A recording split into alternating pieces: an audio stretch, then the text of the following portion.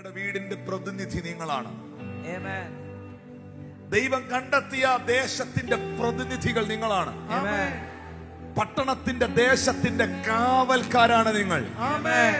നിങ്ങൾക്ക് എപ്പോൾ അത് വിശ്വസിക്കാൻ കഴിയുന്നു അപ്പോൾ മുതൽ നിങ്ങൾ ഇതിൽ ആക്ടിവേറ്റ് ആകുകയാണ്. ദൈവത്തിന് പ്രവർത്തിക്കാൻ അല്പം മതി. ദൈവത്തിന് പ്രവർത്തിക്കാൻ പക്ഷെ ഒരു പ്രതിനിധി വേണം. Amen. പുരുഷാരത്തിന് വിശക്കുന്നു.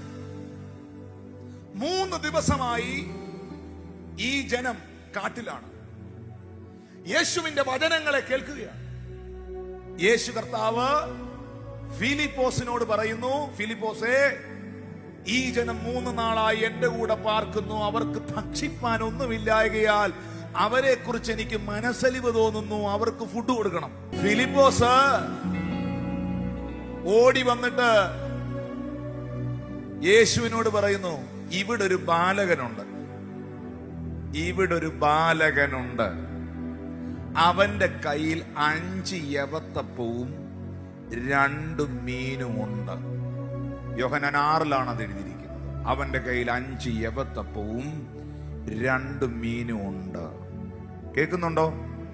എന്റെ ചോദ്യം, ഈ ബാലകനെ കൂടാതെ അപ്പം കൊടുക്കാൻ ആ ബാലകന്റെ കയ്യിലിരിക്കുന്ന അവന്റെ അമ്മച്ചി ഉണ്ടാക്കിയ യവത്തപ്പവും ഫിഷും ഇല്ലാതെ ഇത്ര ആളുകളെ കരുതാൻ സർവശക്തനായ ദൈവത്തിന് കഴിയില്ലേ?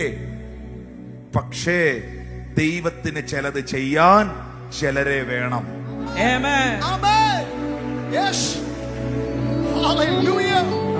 ദൈവത്തിന് ചിലത് ചെയ്യാൻ ചില വ്യക്തികളെ വേണം. അതിൽ പ്രായ ഒരു വിഷയമല്ല. അത് ബാലകനായിരിക്കാം, ബാലികയായിരിക്കാം, യൗവനക്കാരനായിരിക്കാം, വല്യപ്പച്ചനായിരിക്കാം. പക്ഷെ ഇന്ന് നിന്നിലൂടെ ഒരു അത്ഭുതം കർത്താവ് ചെയ്യും. 38 വർഷം ബെഥേസ്ദ കുളക്കരയിൽ കിടക്കുന്ന രോഗി, അവനോട് യേശു ചോദിച്ചു, സൗഖ്യമാകാൻ നിനക്ക് മനസ്സുണ്ടോ ബ്രദർ എന്ന്. ആ ബ്രദർ പറഞ്ഞു, കർത്താവേ, എന്നെ കുളത്തിലേക്ക് ഇറക്കാൻ എനിക്ക് ആരുമില്ല. എന്താ അവൻ അങ്ങനെ പറഞ്ഞെന്നറിയാം? കുളത്തിൽ ഇറങ്ങിയാലേ സൗഖ്യമാകത്തുള്ളൂ. യേശു കർത്താവ് പറയുന്ന, മോനെ, കുളത്തിൽ ഇറങ്ങാതെ കരയിലും എനിക്ക് നിന്നെ സൗഖ്യമാക്കാൻ പറ്റും.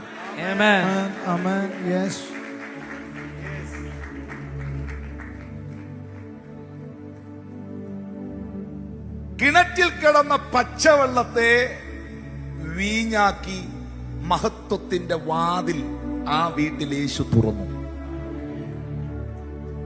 സുന്ദരമെന്ന ദേവാലയ ഗോപുര വാതിക്കലിരുന്ന മുടമ്പനോട് പത്രോസും യോഹന്നാനും